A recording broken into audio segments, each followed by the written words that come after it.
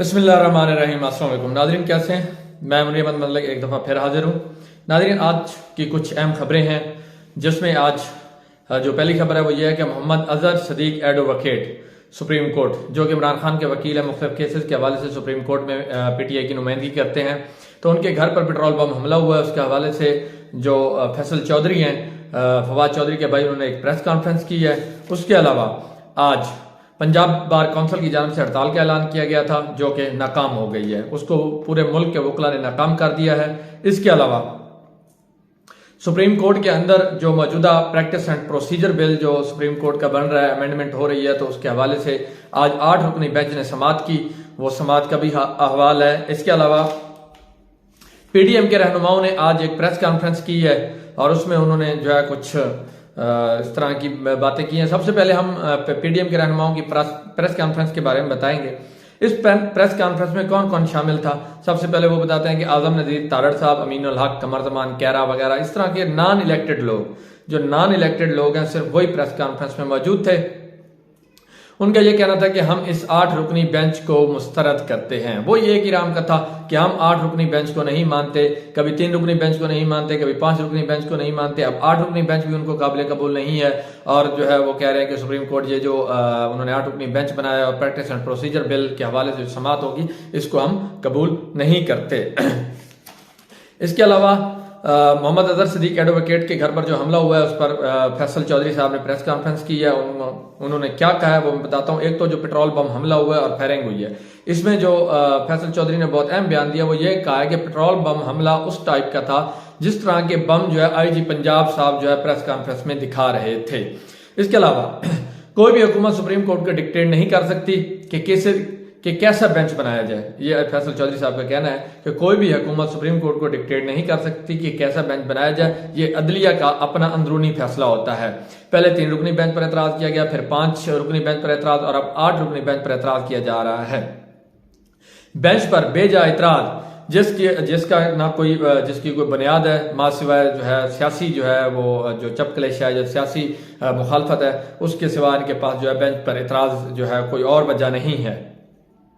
N कहता है 90 दिन के अंदर इलेक्शन करवाया जाए। सुप्रीम कोर्ट ने नजरिया जरूरत को हमेशा के लिए दफन कर दिया है और हम मुतालबा करते हैं कि सुप्रीम कोर्ट अपने फैसले पर कारबंद रहते हुए आइन के मुताबिक 90 दिन के अंदर इलेक्शन करवाए और जो पार्टी भी साफ शफाफ इलेक्शन के नतीजे में हुकूमत बनाती है वो मुल्क को इस जंगो जदल से निकाले। यही तो इमरान खान कह रहा है कि आप साफ शफाफ इलेक्शन करवाएं और उसके बाद जो भी पार्टी हुकूमत बनाती है तो वो इस मुल्क को आगे लेकर चले। और अवाम का भी यही मुतालबा है कि इलेक्शन करवाए जाए ताकि ये जो मुल्क की इस वक्त मौजूदा सूरत हाल है इससे जान छुड़वाई जाए।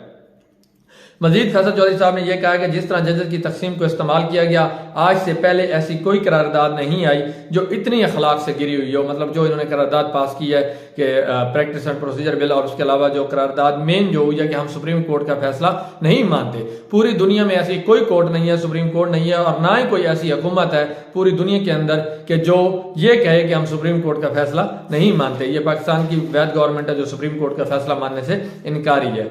दूसरी तरफ उन्होंने ये कहा कि हम पंजाब बार काउंसिल की हड़ताल की काल को नाकाम बनाने पर पूरे जो मुल्क के वकला हैं, सुप्रीम कोर्ट के वकला हैं, जो भी हाई कोर्ट के वकला हैं, उनका शुक्रिया अदा करते हैं। वकला किसी सियासी जमात का आला कार नहीं होते बल्कि वो आइन और जमहूरियत के अलमबरदार और पासदार होते हैं। हम समझते हैं कि ये अदलिया जो कि रियासत का अहम सतून है, इसको पार्लियामेंट और इंतजामिया मिलकर हमला आवर हैं। तो ये तो हर बंदा कह रहा है कि जो है इस वक्त सुप्रीम कोर्ट पर हमले किए जा रहे हैं मौजूदा गवर्नमेंट की जानब से, जो कि PDM की गवर्नमेंट है। हम आवाम से दरखास्त करते हैं कि आप इन जजेस की हिमायत में खड़े हों जो आइन के साथ खड़े हैं। सुप्रीम कोर्ट में आज रुकनी बेंच ने प्रैक्टिस एंड प्रोसीजर बिल के खिलाफ जो आज समाअत की है उसके हवाले से भी उन्होंने बात की है।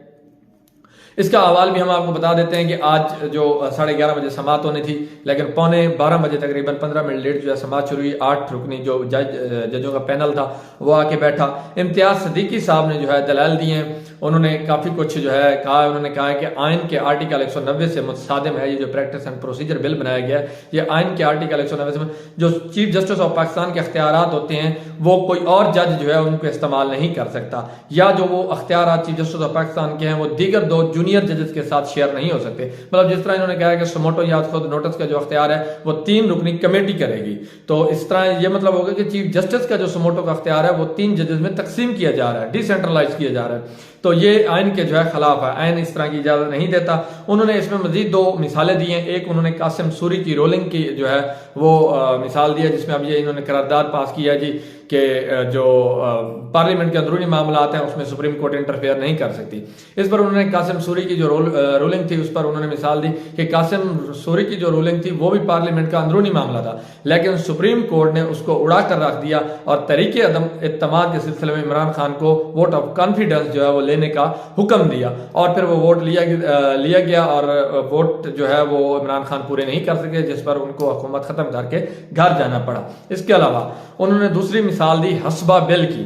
अब ये हस्बा बिल क्या है, उन्होंने दूसरा सवाल ये किया कि क्या पार्लियामेंट अदलिया के अंदरूनी मामलात को रेगुलेट कर सकती है। ये सबसे मेन सवाल यही था उन्होंने जिस पर उन्होंने अपने दलाल दिए। उन्होंने कहा कि क्या पार्लियामेंट अदलिया के अंदरूनी मामलात को रेगुलेट कर सकती है। इस पर उन्होंने जो है हस्बा बिल का एक हवाला दिया कि कैसे सुप्रीम कोर्ट ने एक मंजूर शुदा बिल का जायजा लिया और इसे गैर आईनी और गैर कानूनी करार दिया था।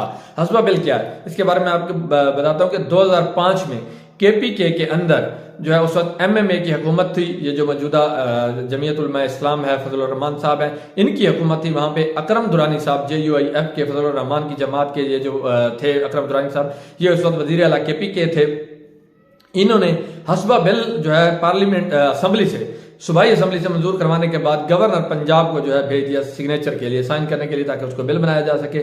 लेकिन गवर्नर के साइन होने से पहले ही सुप्रीम कोर्ट में ये बिल चैलेंज कर दिया गया, जिस पर उस वक्त जो चीफ जस्टिस ऑफ पाकिस्तान थे इफ्तिखार चौधरी साहब, उन्होंने एक 9 रुकनी बेंच बनाया और बेंच ने कानून और बेंच ने इस 9 रुकनी बेंच था उसने इस बिल का जायजा लिया और दलाइल सुनने के बाद उन्होंने इस बिल को कानून और आइन से मुतसादिम करार दिया और जो सुप्रीम कोर्ट के फैसले के बाद गवर्नर KPK ने इसे रिजेक्ट कर दिया। ये 2 जो है मिसालें उन्होंने असम्बली के अंदर दी सुप्रीम कोर्ट के अंदर आज दलाइल के दौरान इम्तियाज सिद्दीकी साहब ने ये 2 जो है मेन एग्जाम्पल्स कोट की कि किस तरह कि एक मिसाल उन्होंने कासिम सूरी की रूलिंग की थी कि किस तरह जो है पार्लियामेंट ने supreme court of Pakistan chief justice ने पार्लियामेंट के अंदरूनी मामलात में मुदाखलत करते हुए इसको उस रूलिंग को कालअदम करार दिया और दोबारा वोट ऑफ कॉन्फिडेंस लिया गया। तो ये एक मिसाल यह है कि सुप्रीम कोर्ट जो है इंटरफेयर कर सकती है। दूसरी मिसाल उन्होंने हस्बा बिल की थी कि कैसे एक बिल जो है वो असम्बली से मंजूर होने के बाद जब गवर्नर के पास साइन होने के लिए गया तो उसको सुप्रीम कोर्ट ने उड़ा के रख दिया। अब इसी तरह उन्होंने कहा कि सदर पाकिस्तान जो कि जो है पाकिस्तान की फेडरेशन की यूनिटी की अलामत है, सिंबल ऑफ यूनिटी हैं, तो उनका जो है उन्होंने बिल पर इतराज लगाकर इनको वापस भेजा असम्बली को। लेकिन उन्होंने सदर से सियासी इख्तलाफात की बिना पर दोबारा उस पर कोई वो नहीं किया, कोई वोटिंग शोटिंग नहीं करवाई, उसको कोई नजरसानी नहीं की, बल्कि उस पर करारदाद लाते हुए उसको दोबारा सदर को भिजवा दिया। अब सदर अगर उस पर 10 दिन के अंदर साइन नहीं करते तो वो ऑटोमेटिक जो है कानून बन जाएगा। तो ये दूसरी मिसाल थी उनकी कि किस तरह जो है एक बिल कबल अजीम साइन होने से पहले उसको आइन से मुतसादिम होने की बिना पर उसको रिजेक्ट कर दिया गया और अब फिर उसी तरह की मिसाल है। इसके अलावा केस की समाअत जो है चीफ जस्टिस ऑफ पाकिस्तान ने दलाल सुनने के बाद मुलतवी कर दी। उन्होंने कहा कि कुछ आईनी सवालात हैं, मुमकिन है हम अदालती मुआवन भी मुकर्रर करें। तो आईनी सवालात तो हैं, बिल्कुल आइन इसमें जो है काफ़ी वाज़े है और आइन के जो आर्टिकल्स हैं वो इस पर जो है मुल्क के जो नामवर वकला हैं उनकी जानिब से दलाल दिए जाएंगे। आज की समाअत का आर्डर जो है वो अभी तक जारी नहीं हुआ। वो चीफ जस्टिस ऑफ पाकिस्तान ने कहा कि उसकी समाअत का आर्डर जो है वो हम बाद में जारी करेंगे और इसी आर्डर में ही आइंदा समाअत की जो तारीख का है वो ऐलान किया जाएगा। और इस तरह जो फरीक बनाए गए हैं जिनको आज नोटिस जारी किए गए हैं उनमें एक अटॉर्नी जनरल ऑफ पाकिस्तान है, उनको भी नोटिस जारी किया गया है। सियासी जमातों जो तमाम सियासी जमातें उनको नोटिस जारी किया गया है। पाकिस्तान बार काउंसिल को नोटिस जारी किया गया है, सुप्रीम कोर्ट बार को और वफाकी हुकूमत को भी नोटिस जारी किया गया है और उनको ये कहा गया है कि हम नोटिस तो जारी कर रहे हैं लेकिन जो तहरीरी हुक्म है वो जारी कर दिया जाएगा और उसमें आइंदा जो समाअत है उसकी तारीख का ऐलान भी कर दिया जाएगा। और चीफ जस्टिस ऑफ पाकिस्तान ने कहा कि मैं अपने साथी जजेस से मुशावरत भी करूंगा और मुशावरत के बाद आइंदा समाअत का ऐलान करूंगा। आने वाला हफ्ता जो है मुमकिन तौर पर उसी में समाअत होगी और आने वाला हफ्ता जो है वो 4 वर्किंग डे पर मुश्तमिल होगा क्योंकि जुमे वाले दिन छुट्टी है, जुमे से जो है ईद की छुट्टियां हो जाएंगी मुमकिन तौर पर। तो इस तरह उन 4 दिन के अंदर ही किसी दिन जो है जो समाअत होगी वो की जाएगी। अब इसमें जो ओवरऑल है वो इस वक्त जो गेम है वो पीडीएम के हाथ से निकल चुकी है। मौजूदा जो गवर्नमेंट है पीडीएम की, उनके हाथ से गेम निकल चुकी है और मामला इस वक्त सुप्रीम कोर्ट में पहुंच चुका है। अब नहीं लगता कि ये जो बिल इन्होंने प्रैक्टिस एंड प्रोसीजर बिल बनाया है, जो कि चीफ जस्टिस ऑफ पाकिस्तान के अख्तियारात को महदूद करने के लिए या डाटा डालने के लिए या डिसेंट्रलाइज करने के लिए जो इन्होंने एक बिल बनाया है, वो मेरे ख्याल में मंजूर नहीं होगा। और इस तरह ये बिल भी उसी तरह उड़ा कर रख दिया जाएगा जिस तरह कबल अजीज सुप्रीम कोर्ट ऑफ पाकिस्तान के साबिक चीफ जस्टिस इफ्तिखार चौधरी साहब ने हसुआ बिल को उड़ाकर रख दिया था। तो देखते हैं आने वाले दिनों में ये हालात क्या रुख अख्तियार करते हैं। फिलहाल के लिए इतना ही। मेरे चैनल को सब्सक्राइब करना और वीडियो को लाइक करना ना भूलिएगा। अल्लाह हाफिज।